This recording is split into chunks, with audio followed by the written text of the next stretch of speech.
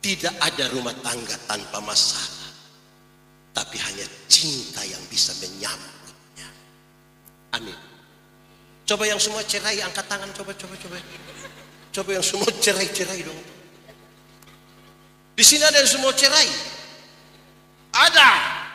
Waktu saudara-saudara urus pernikahan itu, orang tua bukan tidak ada kerja, dong banyak kerja, tapi dorang abaikan sedikit pekerjaan, datang urus kita nikah. Betul kok tidak? Tetangga keluarga bukan tidak ada kerja, ada kerja, tapi betapa pentingnya pernikahanmu, dorang abaikan dan datang urus. Bahkan babi yang tidak tahu apa-apa saja ikut mati gara-gara saudara punya pernikahan.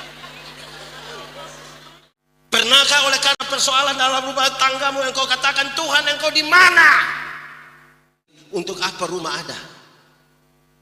Aman, makanan mantap, ini interaksi bagus, tapi anak hanya kerja bikin malu orang tua. Bahagia? Bahagia?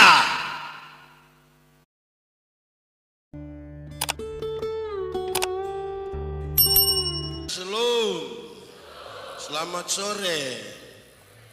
Ada sukacita. Saya mulai dari pertanyaan ini. Apakah saudara bahagia?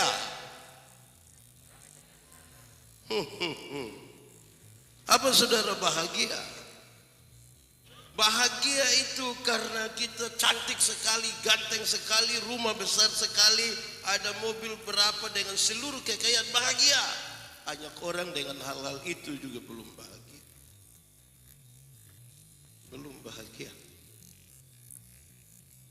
Di awal ini saya menarik kita sedikit jauh ke belakang untuk melihat konstruksinya, baru kita masuk pada pembacaan ini. Mazmur 127 itu mazmur siara.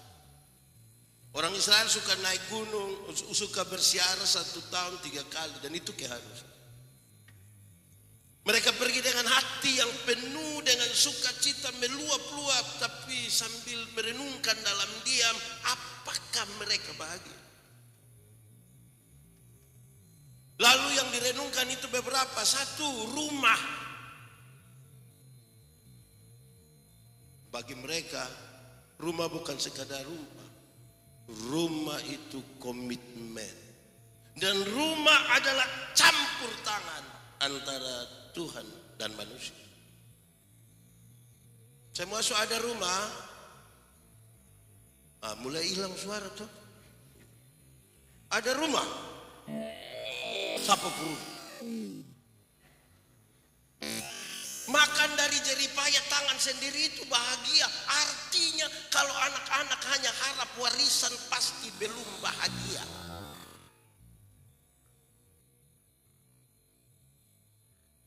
Mereka yang harap warisan itu tiap hari di pun doa hanya satu. Kapan Bapak mati? Nah tiap hari kalau hanya doa kapan Bapak mati, kapan Bapak mati, lama-lama Bapak belum mati, itu mau bahagia.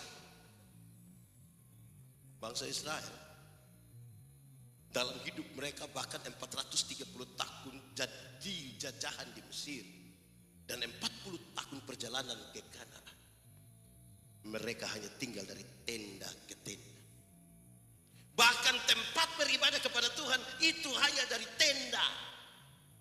Dan waktu mereka bicara tentang rumah, mereka tahu kecuali kalau Tuhan turut bekerja. Makanya Salomo dalam segala kekayaannya dia bilang, jikalau bukan Tuhan, sia-sia. Di zaman Salomo itu perak tidak ada harga. Kalau perak saja tidak ada harga, jangan bahwa memang kita pun besi putih dorang. Gelang-gelang kea, mutisalak itu tidak laku di sana. Emas 24 karat dan pendapatan emas Salomo per tahun 666 talenta. 1 talenta 34 kilogram. Jadi 6 kali 34 berarti pendapatan emas Salomo per tahun kurang lebih 23 ton emas. Kita pun 10 gram sama pakai semua di gereja bergantung keluar begitu. Dia pun 23 ton. Kurang uang kok. Tapi dia bilang, jikalau bukan Tuhan, sia-sia. Ada orang golongan 4 belum ada rumah. Ada yang golongan 2 so ada rumah toh. Betul-betul. Itu toh. Beta berdoa bagi banyak orang yang syukur rumah. Tanya, Bapak, kas habisin rumah berapa? Dan bilang, Bapak ngomong uang kami tidak bisa omong. Itu hari rencana itu hanya bikin kau tutup saya cukup dulu, nanti berkumpul-kumpul sah. Tapi ada saja. Akhirnya kita bikin ame kamar satu kau biar datang tidur semua di situ supaya cukup sudah di situ nanti berkumpul-kumpul lagi. Tapi ada saja. Akhirnya kita bikin tambah 3 kamar kok anak-anak masing-masing di kamarnya. Cukup saja di situ. Kau mau cari apa lagi di dalam dunia ini? Tapi ada saja. Akhirnya kita bikin plafon, kita bikin babai biar di luar kelihatan tidak baik. Yang penting di dalam cukup aman toh, cukup sudah mau apa lagi. Tapi mulai mengerti sekarang. Ada saja. Akhirnya kita bikin di luar agak bagus sedikit toh, pakai 2 ember depan dan samping. Cukup sudah, kau mau bikin apa lagi? Tapi ada saja orang di sini banyak yang lepas ayam Bapak, jadi kurang aman. Kita bikin pagar, cukup sudah. Tapi ada saja ini mama baru beli sepatu COD kok. Nanti kalau jalan kan kena lompor. Jadi kami sepakat biar taruh paving block biar mama jalan di tempat yang baik. Tapi sudah cukup di situ. Bagian yang dikerjakan mereka sehingga dia bilang kita mungkin kalau kita sendiri rumah. Beta ingat beta pun bapak dulu belum ada handphone, pakai telepon rumah orang, telepon tanya, "Salam Om, salam, bisa bicara dengan Yandi?" Bapak bilang Yandi tidak ada. Tapi betul ini Yandi punya rumah? Bapak bilang tidak, ini satu rumah. Tapi yang dibilang dia tinggal di sini, dia hanya menumpang. Karena itu terjadi beberapa kali. Satu hari saya tanya Bapak, Bapak, kenapa setiap kali orang tanya, Bapak bilang gini, bukan saya rumah, sebenarnya saya anak siapa?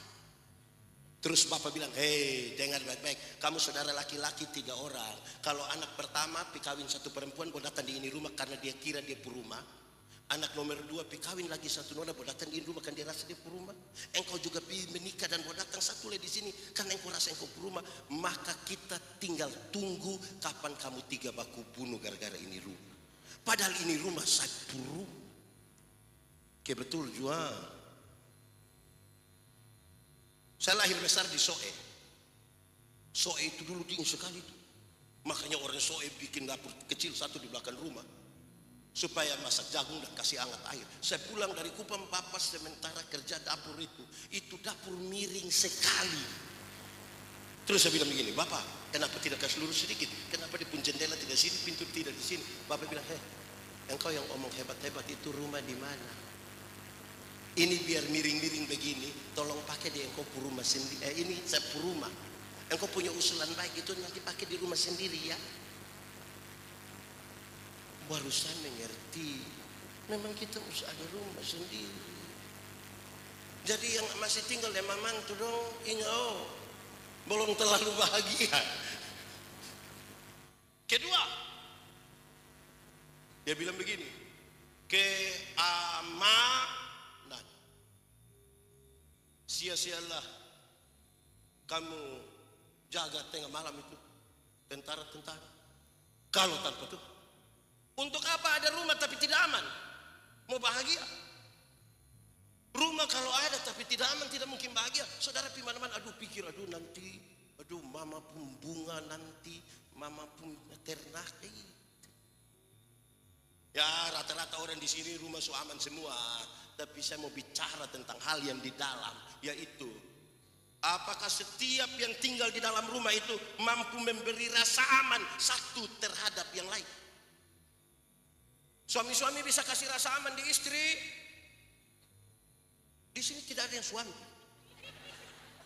Suami-suami bisa kasih rasa aman di istri. Saudara sendiri ragu kan? Istri-istri bisa kasih rasa aman di suami. Orang tua bisa memberi rasa aman pada anak-anak. Anak-anak bisa memberi rasa aman bagi orang tua. Bagaya. Kenapa? NTT, tahu NTT? Yang mana? NTT itu paling memprihatinkan, kekerasan terhadap anak. Baik kekerasan fisik maupun kekerasan seksual. Ada bapak kandung perkosa anak kandung, aman itu anak. Ada om yang sangat dekat memperkosa anak. Lalu saudara bahagia. Kita bisa kasih rasa aman kok. Anak-anak, di sini tidak ada anak-anak. Ini nenek-nenek semua. Anak-anak, orang tua beli kasih kamu motor, tapi orang tidak mau dengar ada kabar celaka dari kamu. Motor itu dia pembang dua, keluar dari rumah pakai dua-dua. Jangan mati. Orang tua tidak mau dengar kabar celaka. Orang tidak aman ketika kamu di luar rumah. Amin. 3, makanan. Sia-sialah kamu pagi-pagi duduk sampai jam malam makan roti yang kamu peroleh susu payah karena Tuhan berikan pada yang dicintainya waktu itu. Untuk apa ada rumah sudah aman tapi tidak ada makanan? Bahagia. Mau makan itu cinta. Yang muda-muda, jangan buru-buru menikah. Jodoh itu akan datang dengan sendirinya. Itu pun kalau dia tahu rumah. Kamu tidak ada rumah, dia mau datang di mana coba? Jangan buru-buru menikah. Kenapa? Yang dia pun nama bulan madu itu hanya 1 bulan. Masuk bulan kedua itu dia pemadu sudah habis. Itu tinggal dia pun lebar. Badedek terus itu. Makan. Anak muda. Setelah menikah cinta saja tidak cukup. Siapa yang terlalu rasa cinta, terlalu rasa sayang di istri anak, dia cari orang Cina satu dia Aci tahu kok tidak, dia tahu kenapa. Saya terlalu sayang, terlalu cinta saya istri anak. Kok iya. Terus susu sedos do Aci. Tidak bisa. Susu yang 400 gram itu anak yang berat badan agak besar sedikit itu belum 3 hari sudah habis. Mau makan itu cinta. Ini anak muda dong, ini baru pacaran dong, pun panggil papa, pipi, so mama, ya nikah. Kamu kira nikah itu hanya papa, pipi, popo, makan, harus ada makan. Amin kok. Orang yang punya pendapatan banyak, baik saja masih mengeluh. Dia bergaya, tiap hari hanya judi mabok, baru dia bikin status. Semua akan indah pada waktu. Semua akan indah pada. Ada yang mau harap apa? Nona muda. Jangan terlalu percaya itu nyong pulih 1 di sini. Jangan terlalu percaya. Besok itu les bukan 1, semua tidak ada.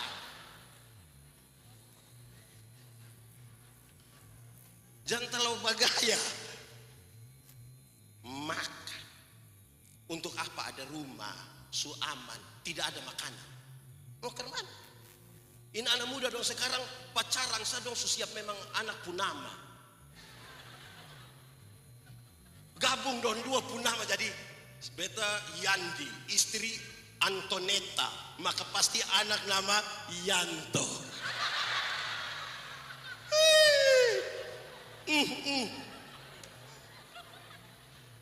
Baru su tato di sini lagi.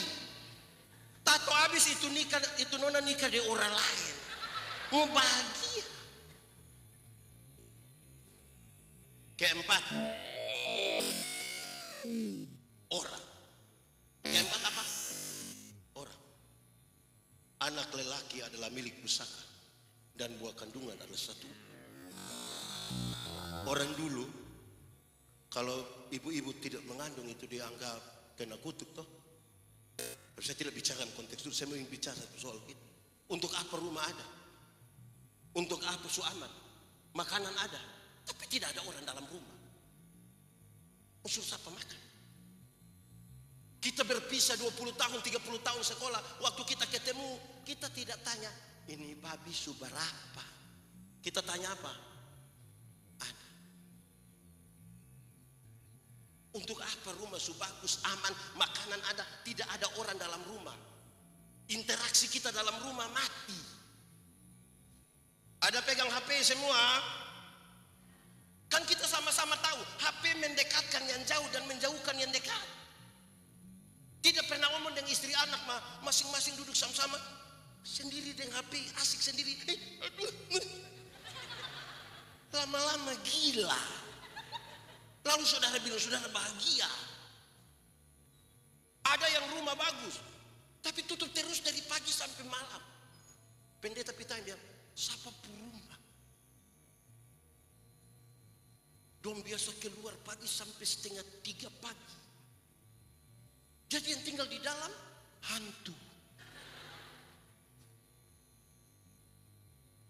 Bikin habis rumah, tolong tinggal di itu rumah. Ini bapak-bapak dong pulang kerja tengah malam, pulang sudah jam 6 toh.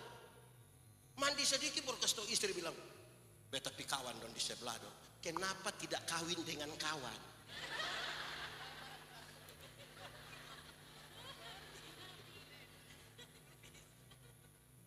Ada rumah pi tinggal di, dong suka pi tinggal di orang lain. Masih ada anak-anak suka main-main di tetangga rumah sampai jam 8 malam. Akhirnya tetangga mau makan, saya pikiran bilang,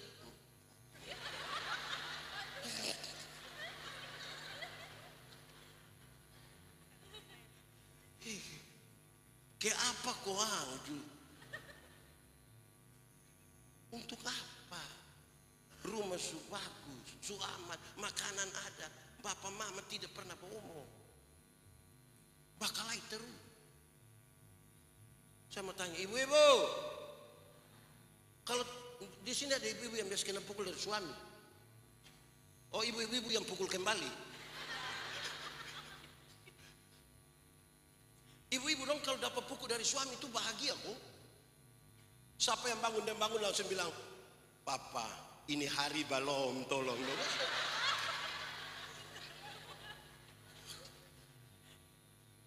Suami-suami,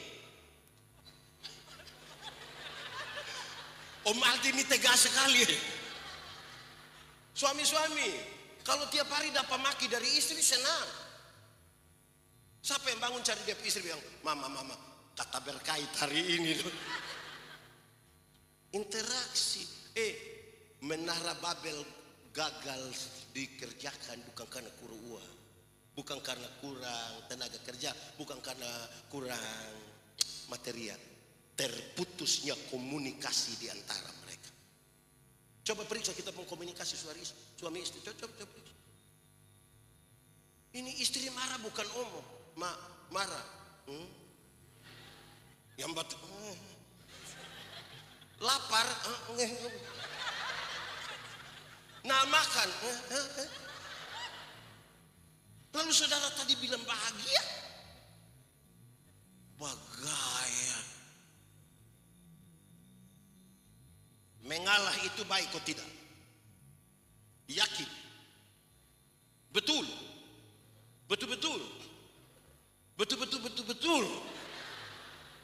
Berarti mengalah itu baik, amin. Setiap kali suami istri bertengkar, siapa mengalah duluan?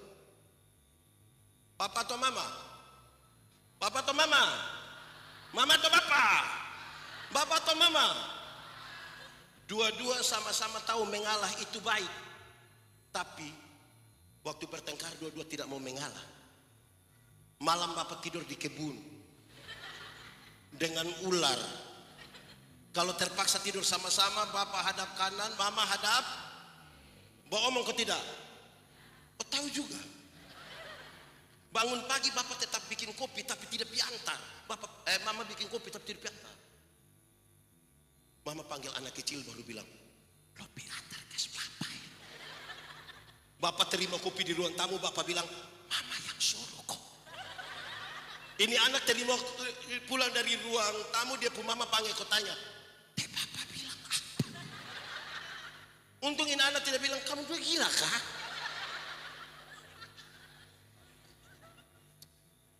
Saya mau tanya, kakak adik relasi baik kok? Suami istri? Lihat sini.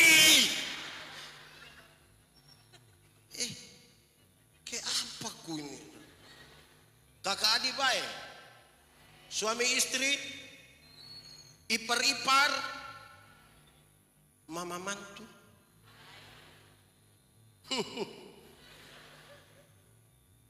Kelima, dia bilang begini, bahagia orang yang buat penuh itu tabung panah toh. Dia tidak akan dapat malu ketika berbicara dengan musuh di pintu gerbang. Kenapa? Dulu pengadilan terjadi di pintu gerbang toh. Sekarang penjelasannya begini, untuk apa rumah ada? Aman, makanan mantap, ini interaksi su bagus. Tapi anak hanya kerja bikin malu orang tua. Bahagia? Bahagia? Saya mau bilang begini, anak-anak, jangan bikin malu orang tua. Sama-sama mulai. Anak-anak, sama-sama, jangan bikin malu orang tua. Orang tua, jangan bikin malu anak-anak. Ulang. Orang tua, sama-sama, jangan bikin malu anak-anak. Kalau sutua, tua bapak, waduh. Ulang. Anak-anak, jangan bikin malu orang tua, jangan bikin malu.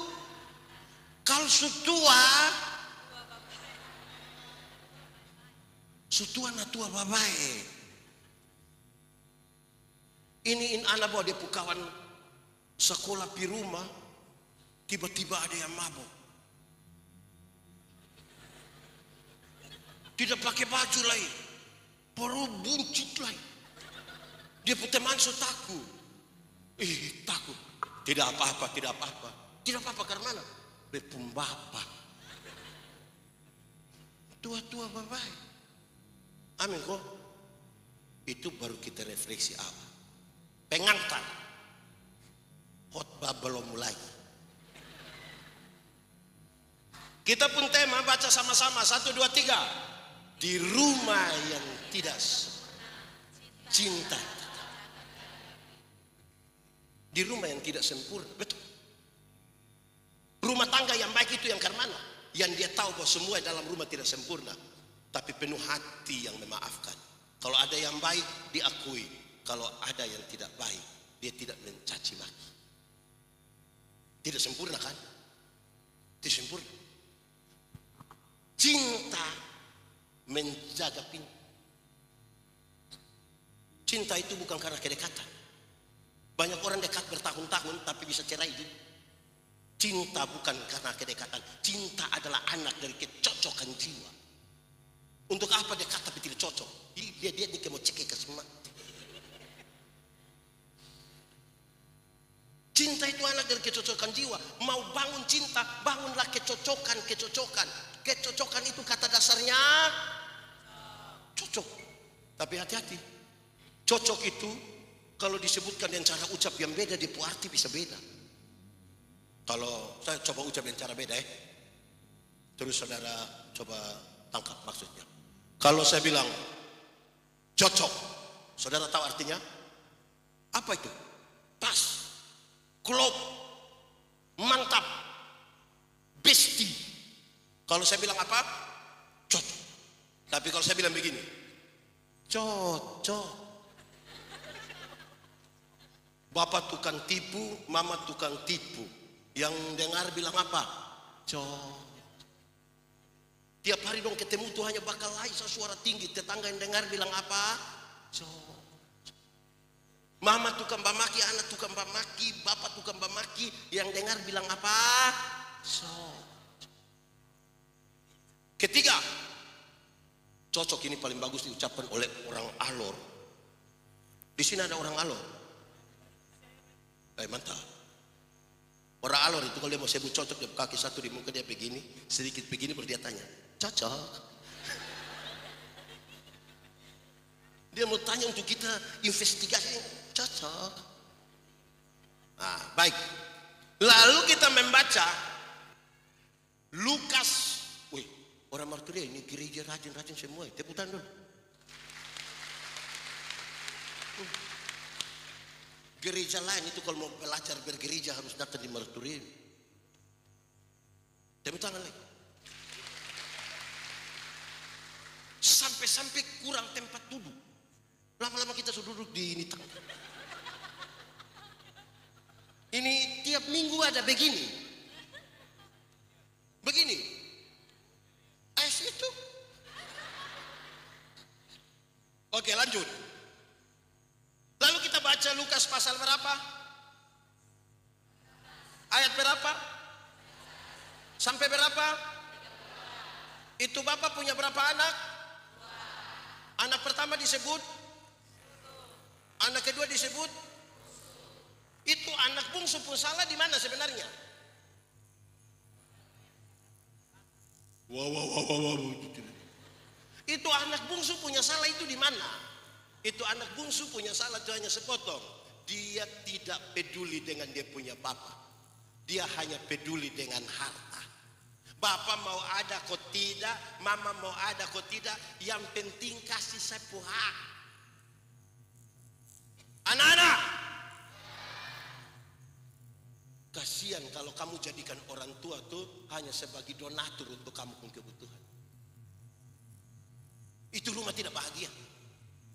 Bayangkan kalau tidak pernah omong dan papa mama sembunyi terus. Pas mau beli kelereng datang.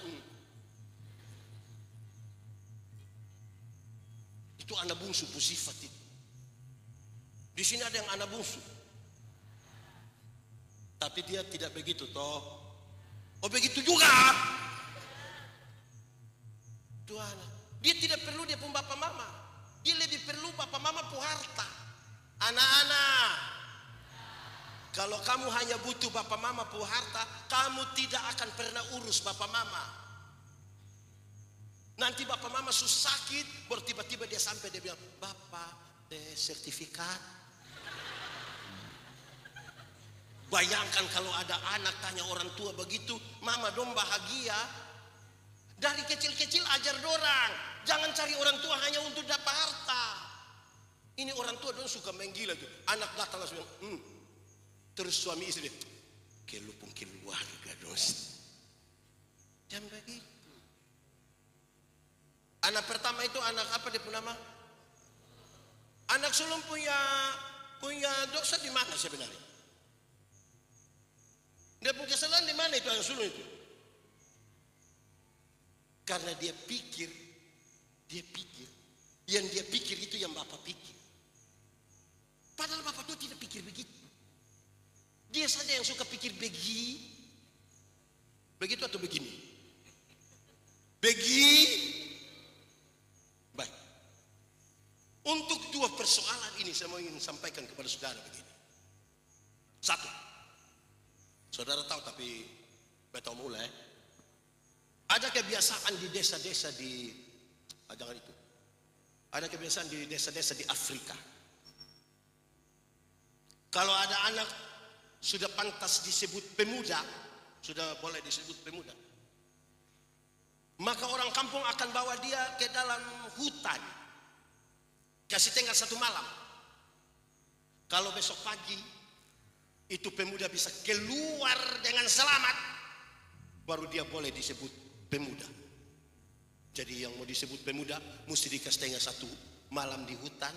Kalau bisa keluar besok pagi baru bisa disebut pemuda. Wih, kalau itu berlangsung di Kupang mungkin kita hanya sampai remaja saja. Kita tidak bisa. Adalah seorang anak sudah pantas disebut pemuda. Orang kampung ikat dia mata pakai kain, bawa masuk ke dalam hutan. Di bawah 1 pohon besar, dia orang kasih tinggal itu anak di situ. Lalu orang kampung pulang, tidak meninggalkan jejak apa. Setelah dia rasa orang kampung sudah pulang semua, dia coba buka di ikatan mata. Gelap kawan. Hari kira-kira jam 7 malam. Gelap. Dia mulai rasa lapar. Dia mulai rasa dingin. Tapi itu belum seberapa. Yang lebih dari itu adalah dia mulai merasa takut. Dia mulai rasa takut. Kenapa? Karena ini di tengah-tengah hutan Afrika ada banyak binatang.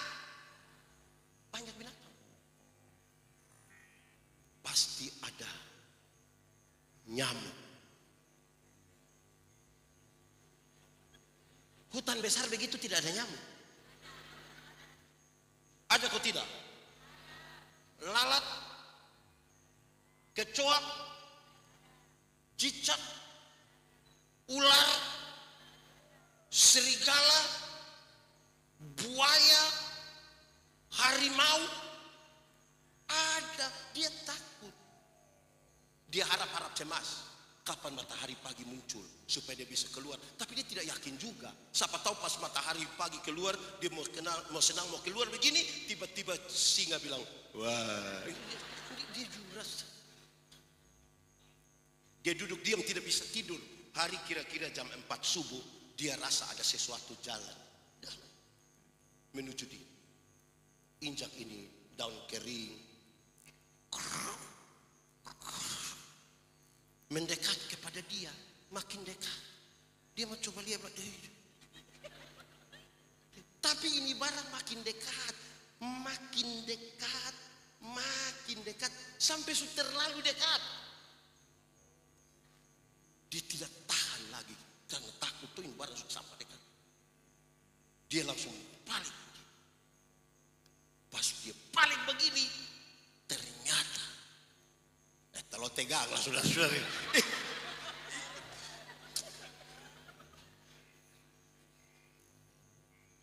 Pas dia balik begini, ternyata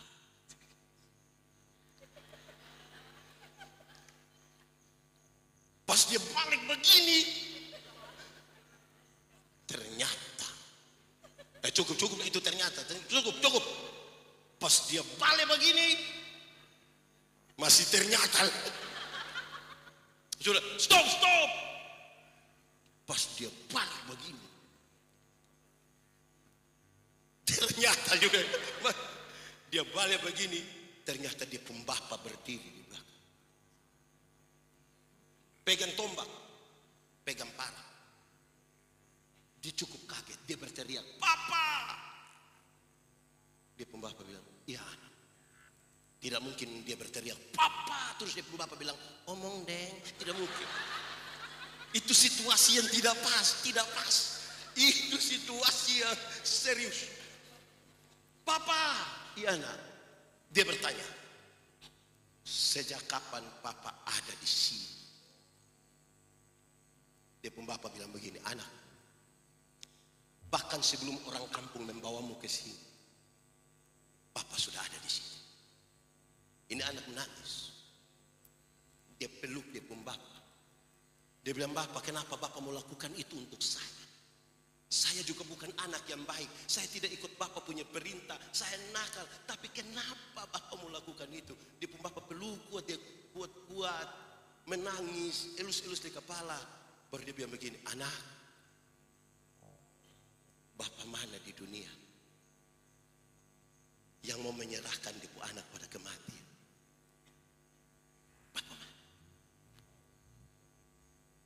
Bapak mana di dunia yang mau membiarkan anaknya mati?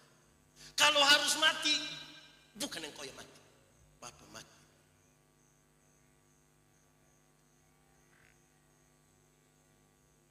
Supaya anak-anak don jangan terlalu bagaya. Baru kenal ame satu nona satu nyongsa mau lawan orang tua.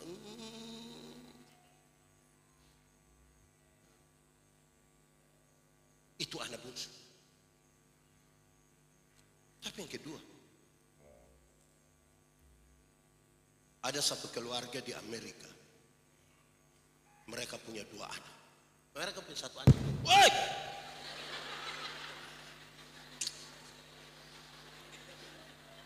Ini orang dong.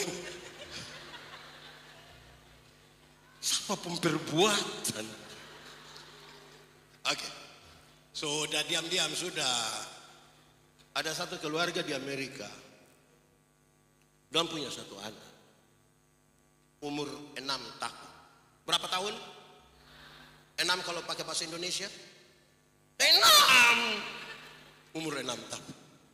Waktu dia umur 6 tahun, dia punya mama hamil lagi dan melahirkan. Sekarang mereka punya berapa anak? Tapi sayang, anak yang kedua itu cacat. Entah virus apa kena ini anak. Dia keriput dari ujung kaki sampai ujung kepala. Ini anak tampak bukan seperti anak-anak, seperti orang-orang tua yang semua mati. Dokter panggil itu papa mama. Pak, ibu, ini pak ibu punya anak, tapi saya mau kasih tahu, ini anak cacat. Kemungkinan besar ini anak akan hidup hanya 4 tahun. Lalu apa tanggapan kedua orang tua? Dorang hanya bilang begini. Suami istri bilang, ma, sekalipun hanya 4 tahun, mari kita berikan yang terbaik untuk anak. Papa lakukan yang terbaik, mama lakukan yang terbaik. 1,5 tahun kemudian, dia punya mama beli satu kereta dorong yang kecil. Bilang kepada dia punya kakak, anak pertama, kak, muat engkau punya ada di atas kereta dorong. Dorong keliling-keliling ini perumahan. Biar dia dapat matahari pagi, biar dapat udara yang sejuk sedikit. Anak kecil ini sangat bahagia dengan itu perintah. Dia muat dia punya adik, dia dorong keluar. Ini anak punya teman-teman bilang, woi, dorong siapa itu? Sapu Adi. Kalau dia sampai bilang Sapu Adi, pasti dia suku apa itu? Sapu Adi. Boleh kami lihat? Boleh. Dia pun teman-teman datang. Lihat. Pas buka lihat, ay, lupa Adi. Iya, betul lupa Adi. Iya, kenapa dia cacat? Kenapa dia model begini? Kenapa? Rupa-rupanya itu kenapa membuat dia punya kakak terluka. Ketika dia punya kakak rasa terluka, dia punya kakak dorong dia punya adik ke kali kering. Di Amerika itu juga ada kali kering. Saudara kita tidak percaya ya. Dia bawa itu anak ke kali kering, dia buang di itu kali kering. Dia bukan saja buang, dia marah-marah. Lebih baik lu mati. Gara-gara lu. Daripada mati tunggu 4 tahun, mati sekarang lebih baik. Waktu dia buang, dia adik coba mau bangun, dia tendang. Dia adik mau bangun, dia tendang. Dia lakukan itu tiap hari, tiap minggu, tiap bulan, tiap tahun. Tidak diketahui oleh papa mama. Sampai satu hari, ketika mereka ada di meja makan, dia pun mama bilang kepada anak yang cacat ini, nak, biar nanti mama ambil makanan untuk adik. Ini adik bilang jangan. Dia pun mama agak kaget. Jangan. Iya, ya.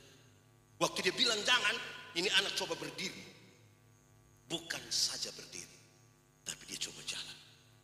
Bukan saja jalan, tapi dia sampai ambil makanan sendiri dan duduk kembali. Dia punya mama sangat bahagia, terlalu bahagia. Bilang pada suaminya, papa, anak kita sembuh. Dia pun suami juga bahagia. Kasih tahu majelis di Marturia. Ada Marturia juga di Amerika. Kasih tahu majelis, besok kita bikin syukuran. Orang-orang di perumahan itu mulai berkumpul di situ, keluarga mulai datang. Dong bikin syukuran. Dia pun papa mama bangun bilang begini, papa mama semua saudara-saudara terkasih, terima kasih hadir dalam acara kami. Perlu diketahui bahwa Tuhan membuat mujizat di tengah-tengah keluarga kami. Anak kami yang bungsu, yang cacat, yang katanya hanya akan hidup 4 tahun, hari ini dia sembuh. Dan kemuliaan bagi nama Tuhan. Setelah kalimat-kalimat itu, dia pun papa mama tambahkan satu kalimat ini. Dengar baik-baik. Dia pun papa mama bilang begini. Tuhan telah pakai dia punya kakak laki-laki yang penuh kasih sayang, telah mengajar adiknya untuk bisa jalan. Saya ulangi. Tuhan sudah pakai dia punya kakak laki-laki yang penuh kasih sayang, mengajar adiknya untuk bisa jalan. Saya mau tanya, dia punya kakak penuh kasih sayang? Dia punya kakak penuh kasih sayang? Dia punya kakak sendiri juga heran. Penuh kasih. Dibuka ke juir. Saudara, pernahkah rumahmu terasa kosong, hampa, engkau sendiri berdoa dan tidak ada jawaban? Pernahkah oleh karena persoalan dalam rumah tanggamu engkau katakan, Tuhan engkau di mana? Kok Tuhan seperti tidak adil ya?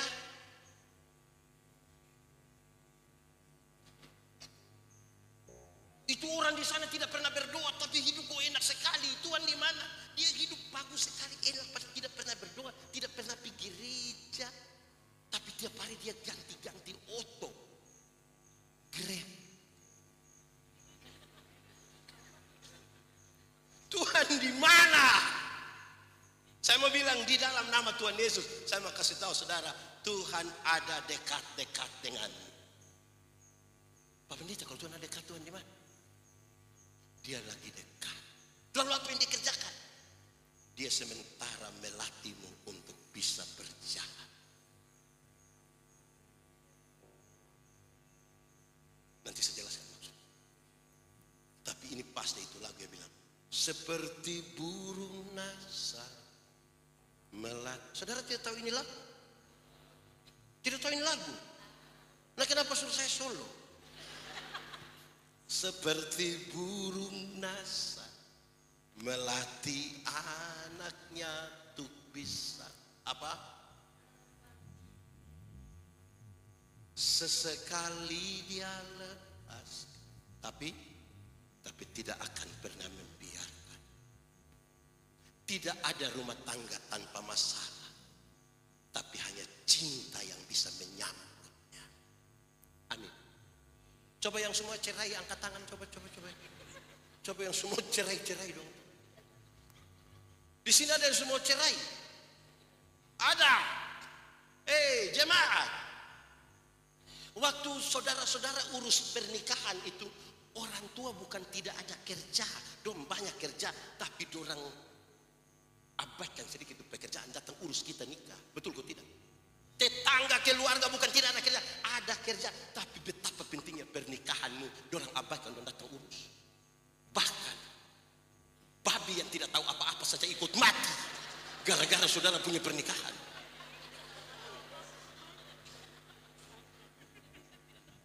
Lalu seenaknya saja mau cerai.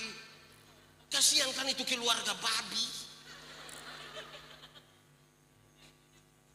Sedikit-sedikit.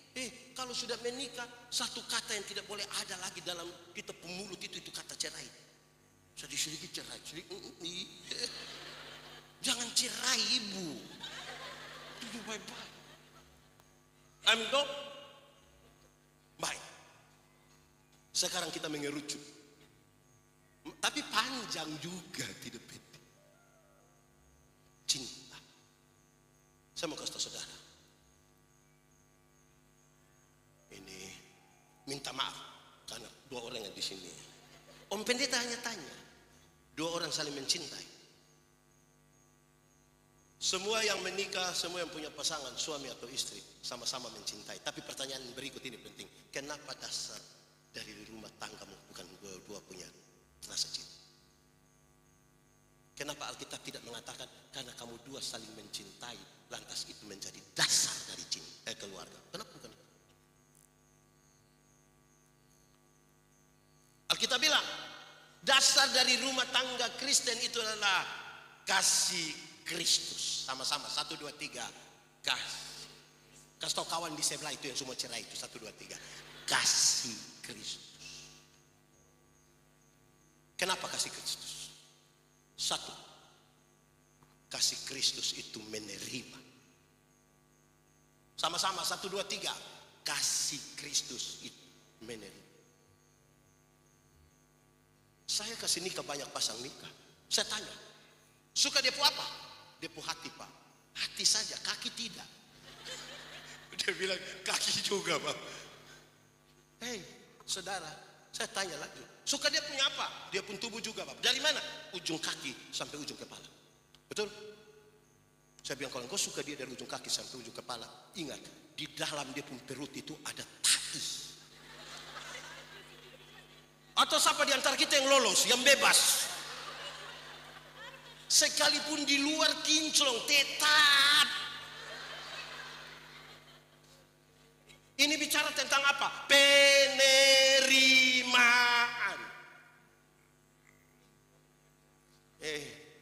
Jemaah, pendeta Yandi baru nikah 16 tahun.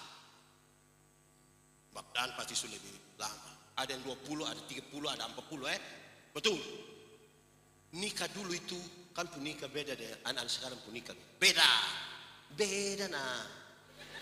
Beda. Revo, beda. Kami dulu nikah itu kami pun dekorasi itu hanya dari pisang. Kulit pisang yang tua-tua. Di latar belakang biru. Ada perahu. Satu. Ada bebek 2. Kita yang nikah tapi bebek yang di situ. Ada burung 1, ada awan, ada kertas yang warna-warni itu. Kertas apa dia nama itu? Dan dengan satu tulisan besar sama-sama mohon doa restu. Itu yang mempelai perempuan punya pipi dong, itu merah semua, ini semua merah. Dompu rambut dong begini semua tuh. Nikah dulu tuh. Beda tuh nikah yang anak-anak sekarang dong. Yang anak-anak sekarang pun nikah itu yang terlalu. Terlalu deh. Anak sekarang kalau nikah itu ada pre-wedding. Dong pun baju pakai di pre-wedding itu beda dengan di peneguhan. Beda lagi waktu resepsi. Baju setiga. Itu terlalu hebat. Kalau dong nikah di gedung, MC dong itu, mari kita berdiri. Kita untung beta tidak tahu bahasa Inggris, kalau tidak pakai dong pembahas itu. Raja dan ratu sehari, dong masuk, terlalu mantap. Terlalu bagus dong masuk. Lampu-lampu, acara berjalan sampai dong dua mulai berdansa, lampu semakin redup, diiringi itu beautiful in white. Terus dong naik di atas stage satu begitu, dan tiba-tiba yang MC bilang, wedding kiss. Dengan romantis yang laki-laki itu mencium petasan langsung begini. Kami yang sunikah di atas 16 tahun tuh, waktu lihat begitu kami hanya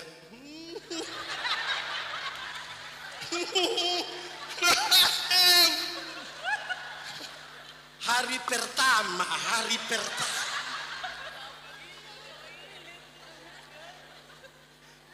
Hari pertama tuh yang wedding. 16 tahun itu tinggal dia pempetasan. Apalagi panas begini, kita baru mau sentuh, ada apa panas begini?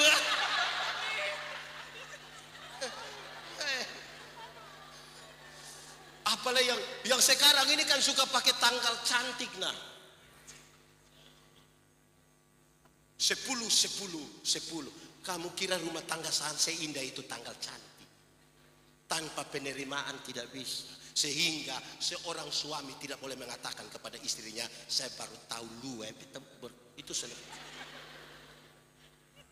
Rumah tangga itu pelajaran yang tidak pernah selesai. Saudara itu sekolah selesai, mungkin DO. Rumah tangga itu tidak selesai. Istri tidak bisa bilang, beta baru tahu lu. Anak-anak tidak bisa bilang, di orang tua bilang, beta baru tahu apa demam. Penerimaan toh dalam sebuah ulang tahun pernikahan yang ke-30. Pendeta mau berdoa. Lantas suami istri ini diminta, tolong ucapkan satu kalimat. Yang suami diminta untuk omong, dia tidak mau omong. Disuruh omong, dia tidak mau omong. Paksa pun dia tidak mau. Pendeta memilih untuk tanya di istri, ibu mungkin ada hal yang ibu mau bilang. Ini ibu bicara, suami tidak bicara tapi istri bicara. Setelah habis doa, duduk makan, pendeta bilang begini, Pak, kenapa ibu bicara tapi Pak tidak bicara? Bahkan Pak kok menangis tadi, kenapa? Dia hanya jawab begini, pendeta, 30 tahun lalu sangat berbeda dengan hari ini. 30 tahun lalu kami ada pada penampilan terbaik. Dengan pakaian terbaik. Kami disebut raja dan ratu. Tidak sama dengan hari ini. Karena dalam perjalanan kami ketika saya sakit berat, itu sakit sangat berat. Saya pikir hari itu pasti istri segera meninggalkan saya. Tapi justru di titik di mana saya pikir istri mau tinggalkan saya, justru dia mengabdikan seluruh hidupnya untuk membuat saya seperti hari ini. Itu yang membuat saya menangis dan tidak mampu berkata. Saya tanya, lalu apa itu cinta? Dia bilang cinta itu menerima. Bahkan ketika kita semakin lemah. Amin. Wedding.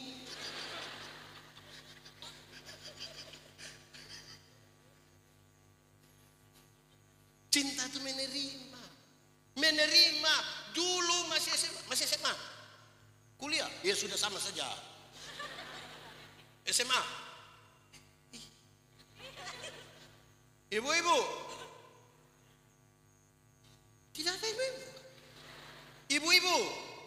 Seperti anak-anak inilah dulu ibu-ibu. Halus-halus. Tipis-tipis. Sekarang sudah tebal-tebal. Berlapis-lapis. Tapi kami tidak peduli, kami tetap terima. Ibu kira ibu hanya dengan skincare kami dapat terima? Enggak, kami terima apa adanya. Tapi suami-suami sekarang ini gaya yang mantap. Macam mahasiswa KKN semua ini suami-suami. Gaya semakin mantap, banyak yang ikut gym segala macam. Tapi dia makin lemah. Sayang, yuk minta tolong ame remote dulu saya. Di mana?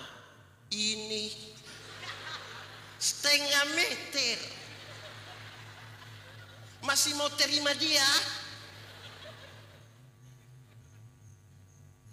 Bisa kok?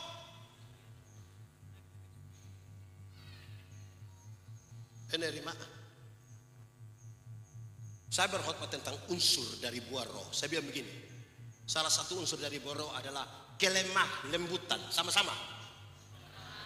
Kelemah lembutan terdiri dari dua kata itu, lemah dan disambung menjadi. Saya bilang kami suami ini hanya sampai di lemah saja, lembut tidak. Maksud ketika kami lemah, baru suami mengerti kelembutan. Suami dong kalau sulema susaki semua mati itu dia pun lembut tiada tanah. Susakit berat tiba-tiba dia panggil dia istri. Mama. Tolong. Tuhan Yesus.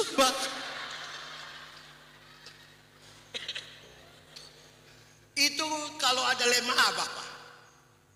Kalau dia ada kuat-kuat, istri bilang Bapak berhenti mabuk sudah Bapak, berhenti jalan mal, stop sudah Bapak. Ingat umur, ingat istri, ingat anak. Dia bilang, kau paling mati. Baik, Bapak sudah mati sudah baik. Kasihan mama toh, kasihan anak. Besok pagi petugas koperasi datang. Siapa tanggung jawab? Bapak dong jangan bergaya. Menerima, bahkan ketika dia harus marah-marah. Orang tanya saya, Pendeta Yandi, yuk, biasa minum kopi? Iya. Satu hari berapa? 2 kali. Pagi 1, sore 1. Di rumah. Kalau di luar rumah, lebih dong. Lalu kenapa di rumah hanya 2? Karena ada istri. Pendeta takut istri? Tidak. Hargai. Bagaimana pendeta bilang itu hargai? Karena kita minta maaf. Kopi 1 cukup, tadi sudah stop. Itu pendeta takut? Tidak. Hargai. Bagaimana pendeta jelaskan? Besok-besok kalau saya sakit, itu ibu-ibu yang minta saya foto di mana-mana itu, dorang tidak tolong saya. Dia yang bilang stop, cukup, dia yang tolong. Karena itu dengar kalau dia kalau besok-besok saya mati, itu ibu-ibu yang biasa foto dengan saya di mana-mana itu, paling-paling dia kasih kita foto. Dia tulis RIP dengan emoticon begini-begini nih. Baru ada tulisan pernah bersama-sama.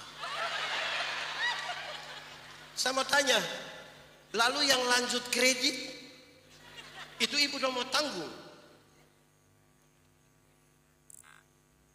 Saudara, istri memang Tuhan sudah tahu memang yang begini istri mesti keras, maju. Bukan bilang beta kalau tahu mama begini.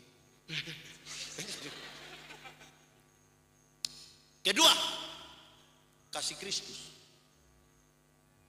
berkorban sama-sama 1, 2, 3.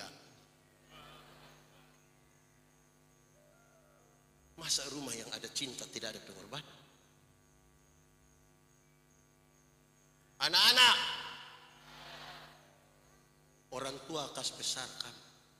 Orang tua bilang, anak-anak, asal kamu mau sekolah tinggi, biar kami ikat perut tidak apa-apa.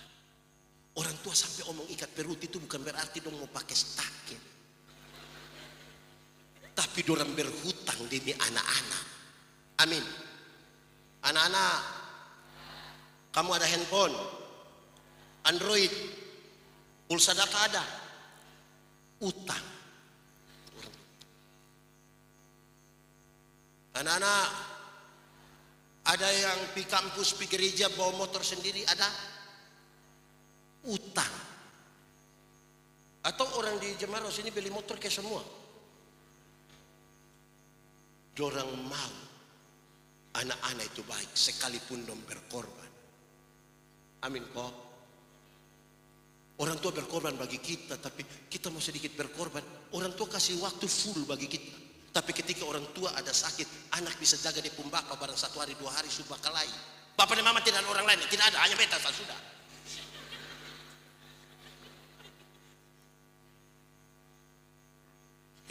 Anak-anak yang biasa berkorban urus orang tua itu ketika orang tua mati, don sedih juga, don sedih tapi biasa saja. Nanti kita pergi, kita bilang, Karmana dengan Pak Pendeta, kami sudah lakukan yang terbaik. Selebihnya itu Tuhan pun kuasa, kita tidak bisa lah. Dia sedih tapi pakai kesedihan itu untuk kursu dan namanya sebagai.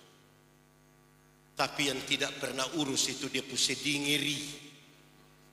Dia pun kesedihan itu tiada tara. Apalagi kalau tamu-tamu pejabat mulai masuk, dia tambah sedih. Dia menangis itu sampai ke asma. Tidak usahlah berkorban. Saya mau tanya, suami-suami ada berkorban untuk istri? Istri ada berkorban untuk suami. Lebih diam saat itu seomong hanya ini kerenungkan saya, renungkan. Berkorban. Karena kasih Kristus itu tidak ada kasih yang lebih besar dari kasih Bapa yang berkorban. Tahu buat kita toh? Berkorban. Berkorban saya hitung itu. Saya bicara bukan soal bilangan ya. Saya bicara tentang hati yang penuh dengan ketulusan. Ini anak mantu dong jus 1 ini anak mantu. Urus mama mantu kok, mama mantu supaya rasanya kasihan beta pun anak, aduh kasihan. Dia juga omong tidak apa-apa namanya kita anak harus urus perentu. Dia pun mama mantu tambah sedih. So keluar baru tua mati soalnya mati mau bikin hati tidak tulus. Anak-anak, orang tua lahirkan kita banyak-banyak, tapi tidak pernah titip kita di panti jompo. Panti jompo, yang kecil itu. Tidak pernah titip kita di mana-mana. Tapi kita anak-anak yang sukses, ada kemungkinan kita bisa titip orang tua di panti jompo. Yang sutitip atau rencana titip lebih batal sudah, bah. Hari ini kita titip dong, besok-besok dong titip kembali kita. Hidup ini hanya berulang saja. Apa yang kamu kehendaki orang berbuat kepadamu, berbuatlah juga Kita tanya sedikit ya. Kita tanya saat berapa bersaudara? Berapa saudara? Berapa saudara? Berapa saudara? Tidak usah. Saya geser, ibu izin, berapa saudara? Berapa? Sedikit sekali yang keluarga. Ada orang tua lahirkan anak 4, 5. Berapa saudara? 5. Berapa? 5. Berapa? Saya mau kasih odong 5 semua. Saya mau kasih tahu. Mama bisa lahirkan kamu 5 orang. Besok-besok kamu 5 yang sukses. Belum tentu bisa urus mama yang 1. Belum tentu. Saya mau tanya kamu 5. Kalau hari ini ketemu papa dan mama terakhir, atau kalau langsung mati dong bangkit kembali, ada 1 jam ketemu dengan kamu ngomong apa? Ini perjumpaan terakhir, besok langsung mati. Saudara yang masih hidup pun langsung mati besok kira-kira. Ngomong apa dia orang?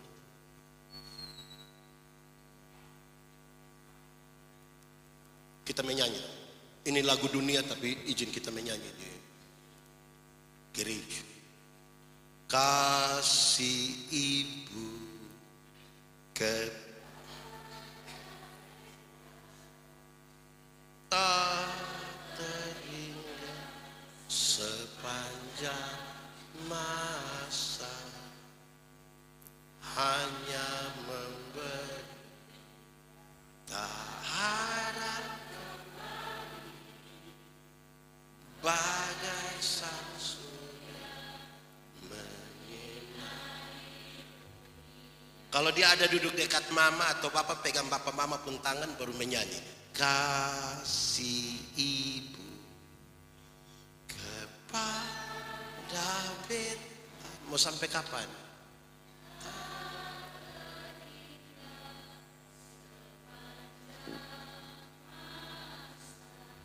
Hanya apa? Harap kembali kau tidak? Bagi apa?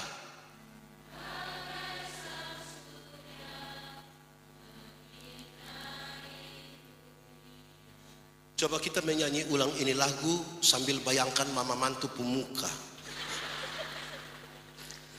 Saudara tidak mau bayangkan. Tertawa lagi. Kasih kepada siapa? Mau sampai kapan?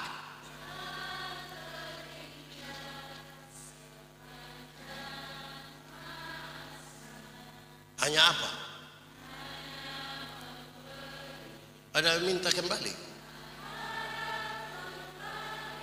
Seperti apa?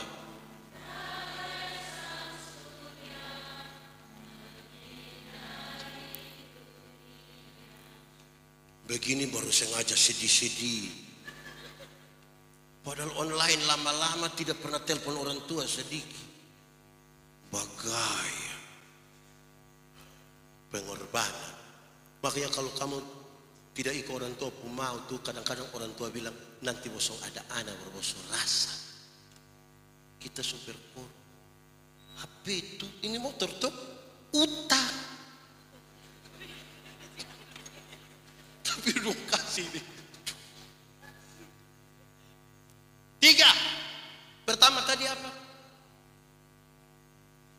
Kenapa tiba-tiba bisu? Pertama tadi kasih itu Kristus itu apa? Kedua kasih Kristus itu apa? Yang ketiga kasih Kristus itu mengampuni. Kasih Kristus itu apa? Saya mau kasih tahu, kita keluarga, suami, istri, anak-anak, orang tua, tidak ada satu manusia pun yang diharuskan untuk memuaskan kita punya hati.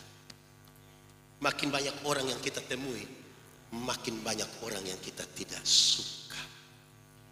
Hati kita terganggu dengan hal yang tidak pasti kita punya. Tanpa pengampunan kita tidak ada hidup dalam bahagia.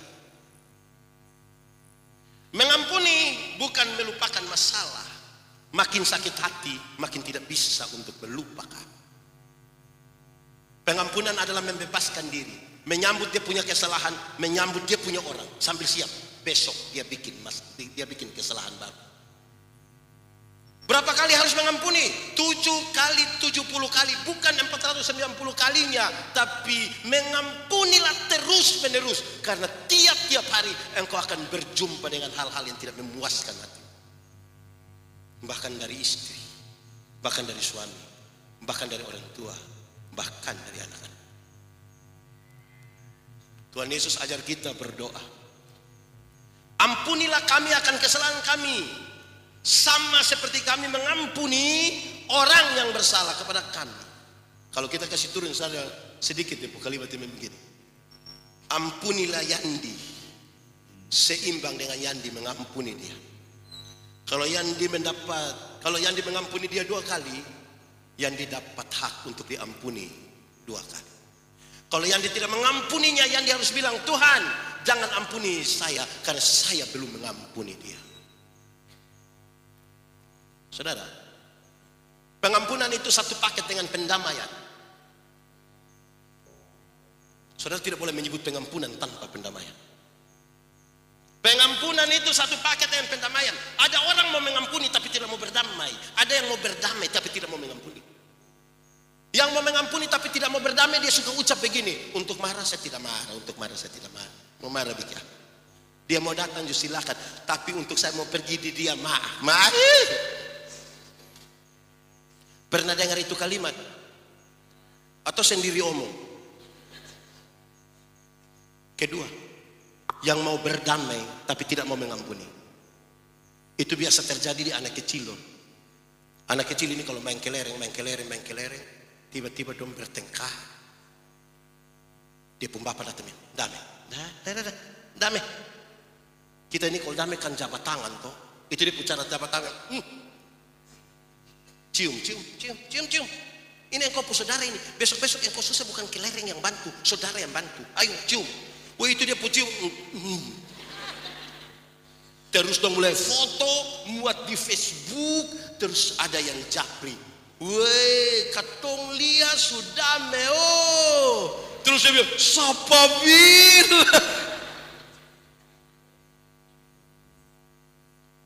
Bahaya kalau itu terjadi pada suami dan istri, orang tua dan anak, kakak adik, ipar-ipar, mama mantu. Tanpa pengampunan tidak ada jalan masuk.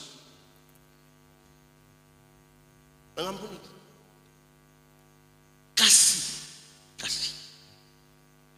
Saya bicara di puncak. Kenapa pengampunan itu ada? Karena kasih. Saya bicara ini pada puncaknya dengan hafal ikut yang saya bilang. Kasih ialah. Omong. Kasih ialah.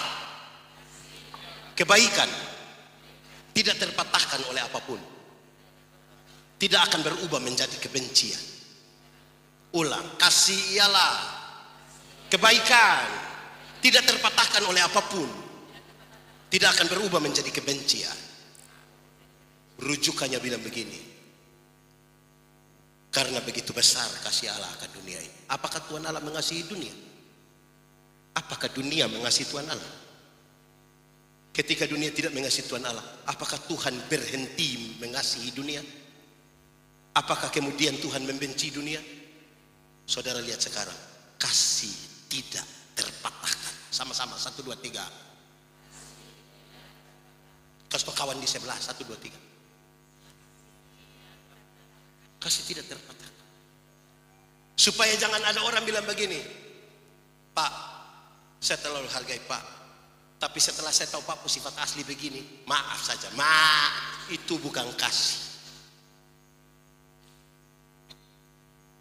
Yang menarik tentang kasih, ada penjelasan tentang kasih itu banyak, terlalu banyak. Tapi saya mau pakai satu kata, dia bilang, kasih itu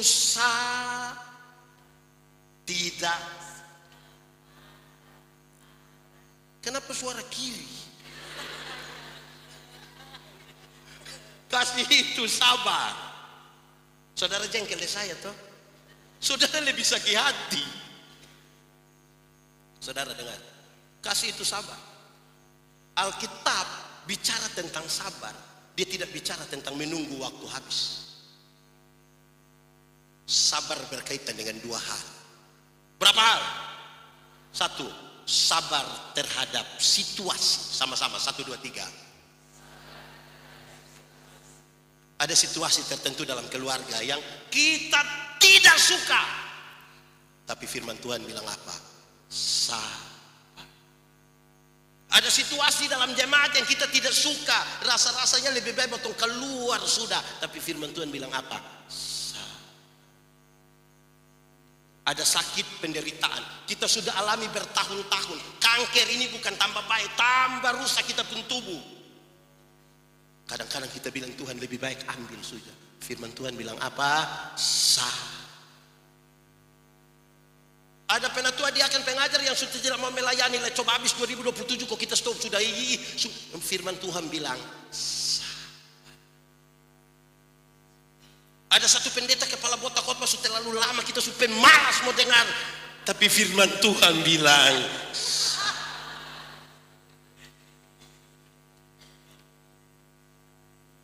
Kedua, sabar terhadap orang. Sama-sama. Ada orang-orang tertentu dalam kita punya hidup ini terlalu mencengkelkan. Tapi firman Tuhan bilang, ada tetangga-tetangga dekat kotong rumah itu terlalu mencengkel. Tapi firman Tuhan bilang, ada pendeta penatua diaken itu terlalu mencengkel. Tapi firman Tuhan bilang, ada jemaat-jemaat itu terlalu mencengkel. Tapi firman Tuhan bilang, ada suami terlalu mencengkel. Tapi firman Tuhan bilang, ada juga istri terlalu mencengkel. Ada kok tidak? Tapi firman Tuhan bilang, ada mama mantu terlalu mencengkel. Tapi firman Tuhan bilang, ada juga anak mantu terlalu mencengkel. Tapi firman Tuhan bilang, ada yang duduk di kitab sebelah sini, dekat sini ini terlalu mencengkel. Tapi firman Tuhan bilang, saudara, dua isu terakhir. Ada satu nona bilang saya begini, Pak Pendeta, yo, saya ini pasti akan menikah dengan orang baik. Saya bilang, kenapa nona yakin sekali? Dia bilang, karena saya orang baik Pak Pendeta. Dan saya selalu berdoa supaya saya dapat orang baik. Saya bilang, bisa jadi. Tapi kadang-kadang untuk orang baik yang nona begini, Tuhan titip ame orang gila satu.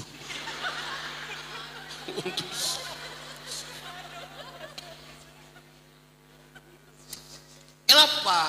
Waktu kita berdoa minta kesabaran, Tuhan tidak kirim kesabaran. Dia izinkan orang gila satu untuk kita melatih kesabaran. Amin kok. Saya tutup khotbah ini. Di satu rumah sakit, hampir jam 12 siang, bukan malam. Ada orang tua satu, bapak-bapak ditangani oleh seorang perawat. Perawat ini melihat, ini bapak ini agak gelisah. Perawat tanya, Bapak, saya lihat kok Bapak gelisah. Iya. Boleh tahu kenapa kok? Sudah mau jam 12. Apa urusan jam 12 dengan Bapak pun kegelisahan? Dia bilang, karena jam 12 saya harus pergi ke rumah sakit jiwa. Bapak mau bikin apa di sana? Saya punya istri ada di sana. Maaf, ibu gila. Iya. Lalu hubungan jam 12, saya mau kasih makan istri. Bapak, kan untuk kasih makan Bapak bisa minta orang lain pergi kan? Tidak, saya sudah janji saya harus pergi. Bapak di sini juga penting loh Pak. Kenapa Bapak mau ke sana? Tidak, saya janji. Karena ini perawat bicara-bicara dan bapak ini tetap bersikeras mau pergi. Perawat bilang begini, Pak minta maaf saya harus ngomong ini. Kenapa? Ibu kan gila, ibu kan tidak kenal bapak. Kan yang paling penting ibu makan kan. Bapak bisa suruh seorang. Orang tua ini bilang begini, perawat, istri saya memang gila dan dia tidak kenal saya. Tapi saya tidak gila. Saya kenal dia. Dia gila dan dia tidak kenal saya. Tapi saya tidak gila. Saya kenal dia. Komitmen saya untuknya itu yang akan saya jalani sekalipun dia tidak mengenal saya. Mari tunduk kepala di hadapan Tuhan. Firman Tuhan berkata, kalau kamu dengar suaranya jangan keraskan hatimu. Ambil waktu sejenak, berdoa, jujur. Ingat, manusia bisa kita tipu, tapi Tuhan tidak bisa kita tipu. Dia lihat sampai ke kedalaman jiwa kita. Nikmati saja 1-2 menit bersama dengan Tuhan.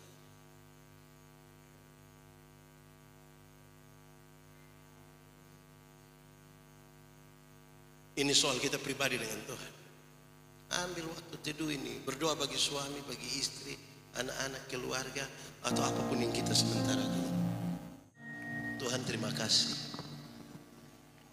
Tuhan memanggil kami dalam persekutuan ini dan kami percaya Tuhan melawat kami. Firman-Mu biarlah bertumbuh dalam hidup kami, menghasilkan buah, dan buah itu tetap. Kami rindu firman-Mu jadi pelita bagi kaki kami sekaligus terang bagi jalan kami.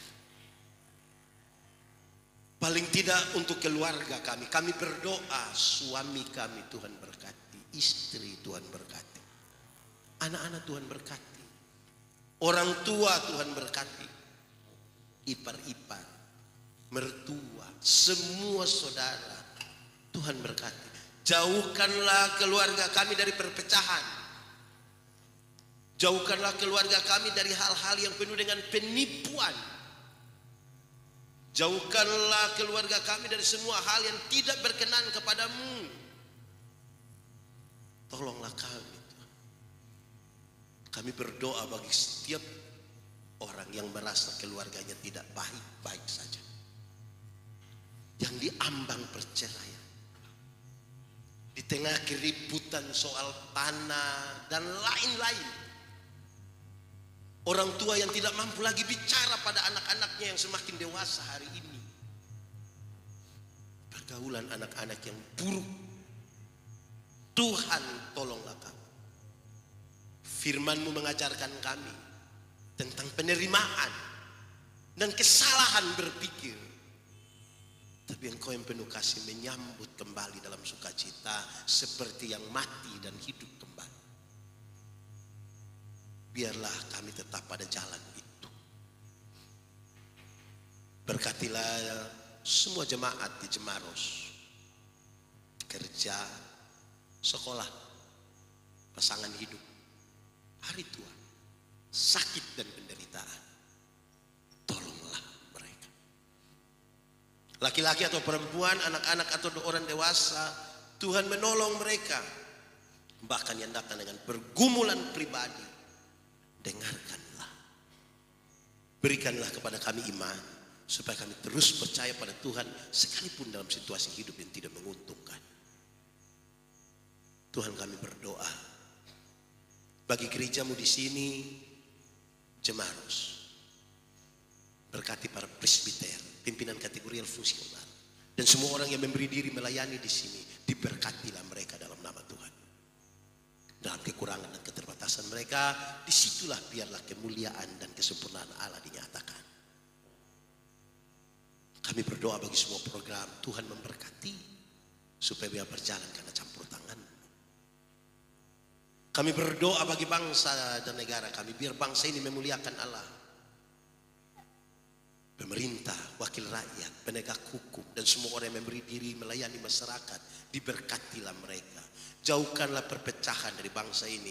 Semua upaya penghancuran terhadap bangsa ini Tuhan jauhkan. Dan sebagai warga negara, biarlah kami berkontribusi positif bagi bangsa ini. Ya Tuhan, tolonglah kami. Keluarga-keluarga yang berduka, berikanlah kepada mereka penghiburan.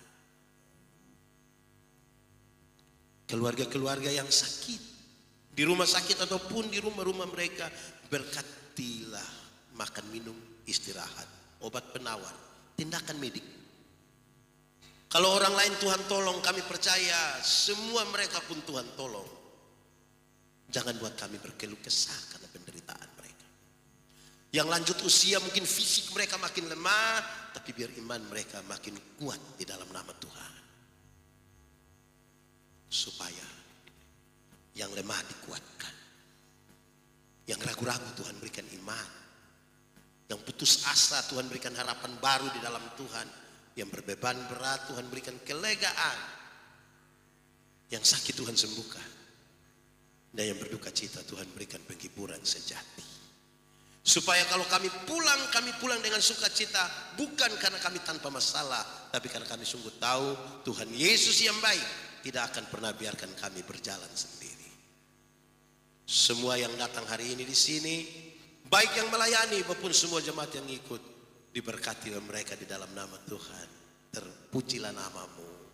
Di dalam nama Yesus kami berdoa. Amin. Pemberitaan firman Tuhan selesai. Puji dan sembah padamu Tuhanku sepanjang hidup.